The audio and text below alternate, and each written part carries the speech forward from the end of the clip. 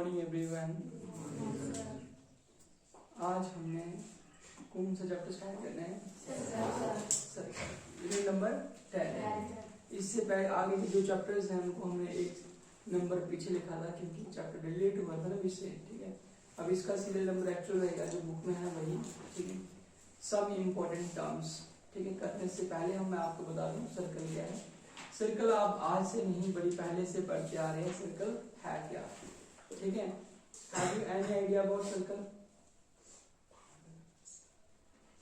कोई ऐसी चीज जो यहाँ पे सर्कल की फॉर्म में हो जो आपके पास हो? लिया भी देख रहा है, दिखा है मेरे पास घड़ी लिया जो तुम्हें पहनना है। ओके, रवि इशारा करा रहा था कि जो इसके पास ये वॉच है इसका जो डायल है आगे का वो कौन सी शेप में है? सर्कल की शेप में है। कौन सी शेप में है बच्चे? सर्कल। ओके, इस लड़की ने बैंगल जो पहनी हुई है देना मुझे बच्चे, ठीक है। खुलेगी? कोई और किसकी खुल सकती है? लाओ शाबाश। ये देखो ये क्या है बताओ मुझे जल्दी से। ये क्या है? सर्कल। मतलब आपको आइडिया है सर्कल है क्या, समझ आ गया ना। अभी हम मोटा मोटा ऊपर से देखेंगे कि सर्कल एक्चुअली में है क्या, डेफिनेशंस क्या लिखी है मैथमेटिकली। अब देखो सर्कल की डेफिनेशन लिखी हुई है, it is defined as the collection of all those points in a plane that are at a constant distance from a fixed point and the fixed point is called center of the circle. अब circle को लिखा हुआ है collection of points. क्या लिखा है? Collection of points. अब points कहाँ पे होंगे? प्लेन में होंगे। अब सर प्लेन में कितने पॉइंट्स हैं? तो इनफाइनाइट मतलब अनकाउंटेबल नंबर ऑफ पॉइंट्स हैं, लेकिन उनमें से सिर्फ वही पॉइंट्स सर्कल की फॉर्मेशन कर सकते हैं, मतलब सर्कल बना सकते हैं जो किसी फिक्स्ड पॉइंट से कांस्टेंट डिस्टेंस पे होने का मतलब सेम डिस्टेंस पे होंगे। सर वो कैसे एक्सप्लेन करो? जैसे बच्चे मान लो कि आपके पास यहाँ पे कुछ पॉइंट्स हैं लाइक दिस, और इन पॉइंट्स के साथ साथ इस प्लेन में और भी पॉइंट्स हैं। ये वाला पार्ट छूट गया और ये सेंटर में एक पॉइंट है जिसको हम बोलेंगे फिक्स्ड पॉइंट। क्या बोलेंगे बच्चे? Fixed point. अब अगर इन सभी पॉइंट्स का डिस्टेंस इस फिक्स्ड पॉइंट से सेम होगा, इक्वल होगा, तो जब हम ज्वाइन करेंगे, क्या करेंगे बच्चे? ज्वाइन करेंगे तो एक फॉर्मेशन होगी फिगर की, और उसी फिगर को क्या बोलेंगे बच्चे? क्या बोलेंगे बताओ जल्दी से? सर्कल बोलेंगे। क्या बोलेंगे? सर्कल। समझ आ रही है? ठीक है, ये देखो यहाँ पे पॉइंट्स थे, ये देखो इन पॉइंट्स को आपने मिलाया, तो इसीलिए हमारे पास डेफिनेशन बन गई कि सर्कल क्या है? कलेक्शन ऑफ पॉइंट्स है। क्या बच्चे? Collection of points. इसका मतलब ये हुआ कि सर्कल्स किससे बन रहे हैं? पॉइंट्स के मिलने से बन रहे हैं। जब हम पॉइंट्स को मिलाते हैं तो क्या किस चीज की फॉर्मेशन होती है? सर्कल की फॉर्मेशन होती है। लेकिन कंडीशन ये होनी चाहिए कि जो पॉइंट्स हैं वो सर्कल के क्या होने चाहिए? इस फिक्स पॉइंट से सेम डिस्टेंस पे होने चाहिए, कांस्टेंट डिस्टेंस पे होने चाहिए, तभी ये जो फॉर्मेशन होगी वो राउंड होगी और इसको हम क्या बोलेंगे?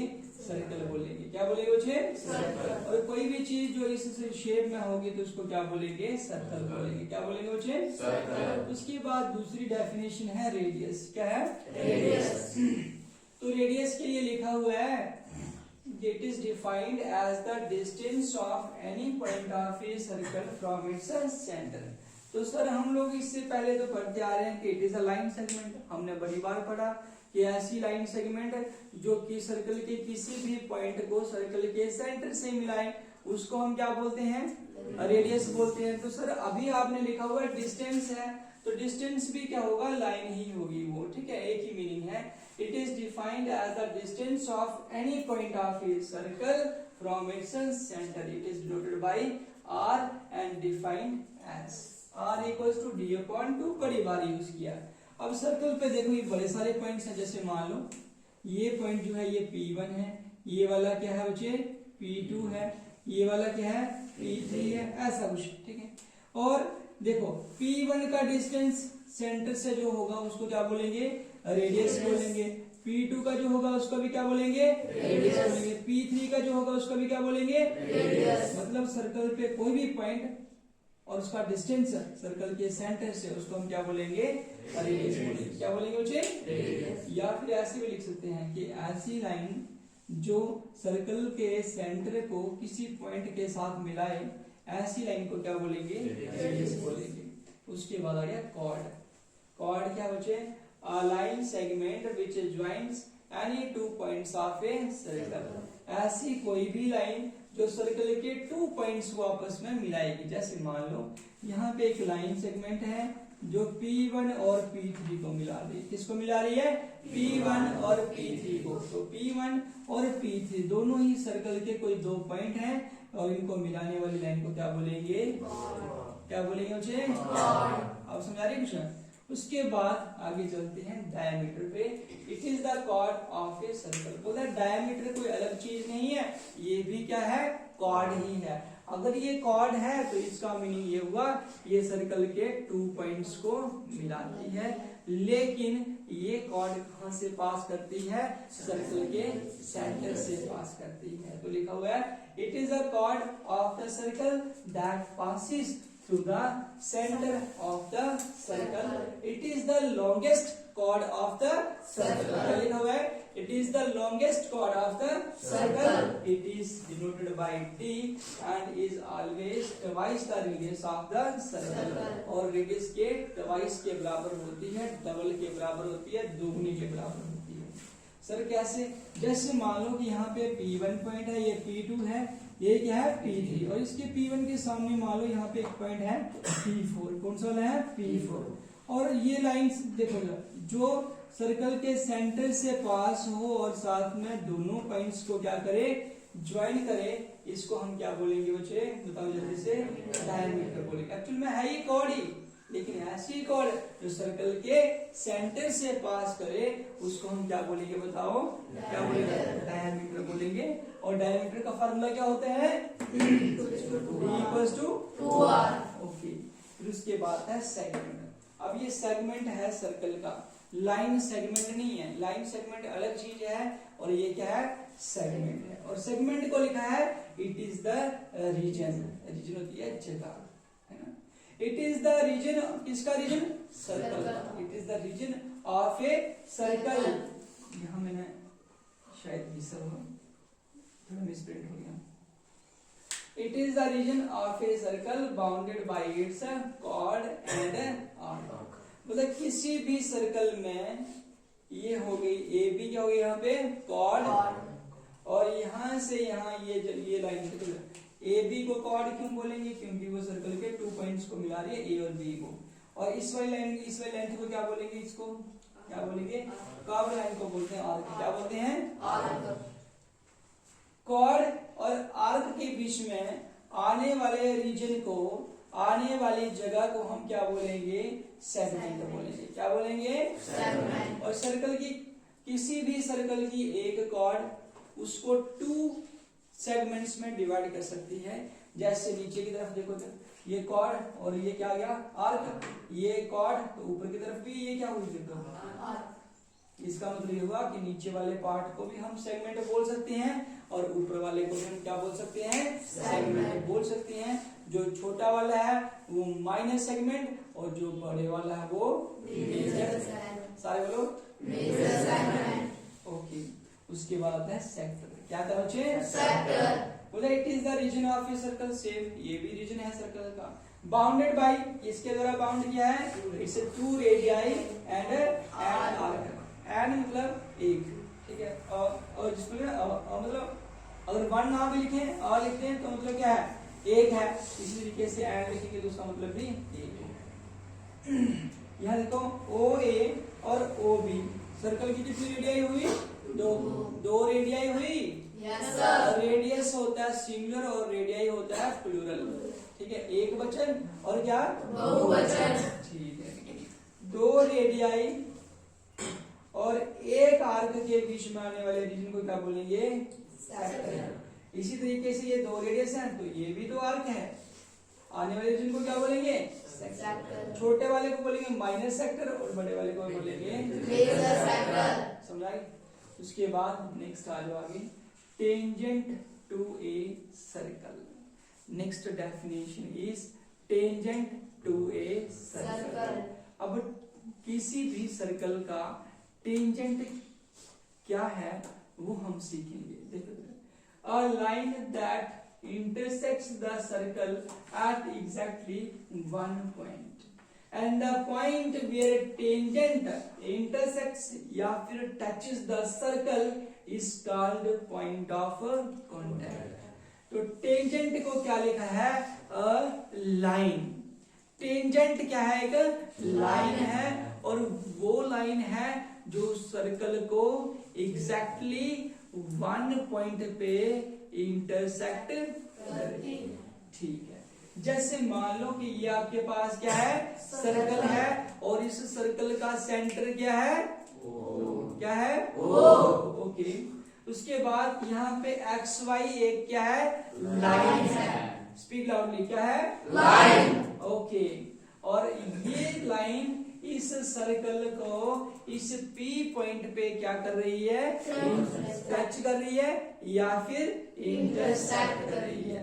इसीलिए देखो सिर्फ एक ही पॉइंट P पे ये टच कर रही है, इसीलिए एक्स वाई को आप क्या बोलेंगे? टेंजेंट बोलेंगे। क्या बोलेंगे? टेंजेंट। सारे बोलो टेंजेंट। और P पॉइंट को क्या बोलेंगे? Point of contact. क्या बोलेंगे बच्चे? Point of contact. लिखा भी है कि X Y is a tangent and it is the point of contact. अब क्वेश्चन यह आता है कि एक सर्कल पे हम ज्यादा से ज्यादा कितने टेंजेंट्स बना सकते हैं एक सर्कल पे? समझाए ना? एक सर्कल पे हम ज्यादा से ज्यादा कितने टेंजेंट्स बना सकते हैं? तो आंसर है इनफाइनाइट। कितना क्या आंसर है? इनफाइनाइट।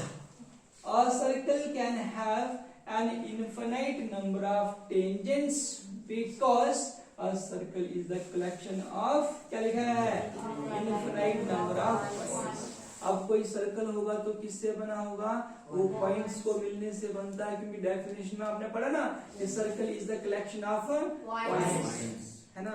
तो वो कितने पॉइंट से बनता है सर्कल? जैसे ट्रायंगल 3 पॉइंट को मिलाएंगे तो मिल जाएगी, है ना? लेकिन सर्कल जो है कितने पॉइंट्स हो सकते हैं? इनफाइनाइट हो सकते हैं। क्या हो सकते हैं? इनफाइनाइट। इसीलिए अब देखो एक पॉइंट पे हम एक ही टेंजेंट ड्रॉ करेंगे तो इनफाइनाइट पॉइंट होंगे, तो कितने टेंजेंट्स ड्रॉ होंगे? इनफाइनाइट टेंजेंट्स ड्रॉ होंगे। नेक्स्ट देखो आगे, नोट में लिख दिया हुआ 3.1, 2 और 3। पहले पॉइंट में क्या लिखा?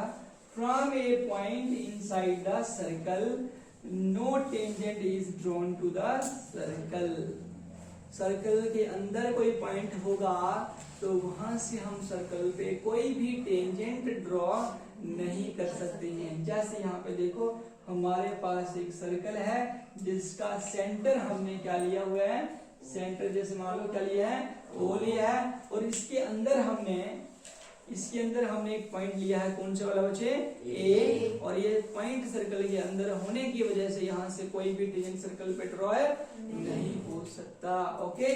Second one is to a point on the circle. अगर मान लो कोई पॉइंट सर्कल के ऊपर है, देखो जैसे यहाँ पे एक सर्कल है, सेंटर आ गया O और यहाँ P पॉइंट जो है वो सर्कल के ऊपर है। To a point on the circle, अगर सर्कल के ऊपर कोई पॉइंट है, we can draw only one tangent. तो उस पॉइंट पे हम सिर्फ और सिर्फ एक ही टेंजेंट ड्रॉ कर सकते हैं। Okay. Third point is from a point outside the circle we can draw exactly how many tangents? 2। ये सर्कल है और सर्कल के बाहर पॉइंट है P, तो वहां से हमने 2 टेंजेंट सर्कल पे ड्रॉ किए हुए हैं। एक का नाम है PA और दूसरे का नाम है PB। 2 टेंजेंट। सर्कल के अंदर कोई पॉइंट? No tangent. सर्कल के ऊपर कोई पॉइंट? 1 टेंजेंट। और सर्कल के बाहर कोई पॉइंट? तो कितने? 2 टेंजेंट। ये आपने याद रखना है, बहुत ही इंपॉर्टेंट है। देखो पहला क्वेश्चन यहाँ से बन गया कि सर्कल के कितने टेंजेंट्स हो सकते हैं। तो क्वेश्चन ऐसे पूछ सकता है, how many tangents a circle can have? तो आंसर इज इनफाइनाइट। क्या आंसर है? इनफाइनाइट। ठीक है। From a point inside the circle how many tangents can be drawn to a given circle? तो no tangent. Answer is no tangent या फिर zero tangent. To a point on the circle how many tangents can be drawn? Only one tangent. From a point outside the circle how many tangents can be drawn? Two. Exactly two tangents. समझ आ गई? कुछ चल गया होगा? अब पूरा chapter जो है वो टेंजेंट पे चलेगा। ये सारा बेसिक का विषय वाला, ठीक है, टेंजेंट का ही बात होगी। इसमें 2 थ्योरम्स आएंगे इस यूनिट के अंदर, ठीक है, 10.1 और 10.2 नेक्स्ट क्लास में डिस्कस करेंगे। ठीक है, ये नोट कर लिया आपने? ओके।